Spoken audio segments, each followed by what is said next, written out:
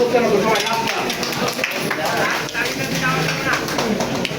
কয়েকজন এখানে চোখে মুখে ঢালা যান, সবাই চোখে ঢালা যান, চোখে দেখবেন রক্তের সঞ্চালন বেড়ে যাবে, আপনি আবার অ্যাক্টিভ হয়ে যাবেন। চশমা খুলে চোখে ঢালা যান। Thank you, please have a seat. আমরা এখন একটু বোঝার চেষ্টা করবো ইন্স্যুরেন্স আদৌ আমাদের করা ঠিক হবে কিনা, অথবা ইন্স্যুরেন্স নিয়ে আপনাদের মিশ্র প্রতিক্রিয়া আছে। আপনি অনেক রকম ঘটনা শুনেছেন, অনেক রকম বিষয়গুলো সম্পর্কে জানেন, এবং বাংলাদেশের ঘটনা আপনার জানাটা তো অস্বাভাবিক নয়। তো সেই ব্যাপারগুলো আমরা একটু বুঝতে চাই।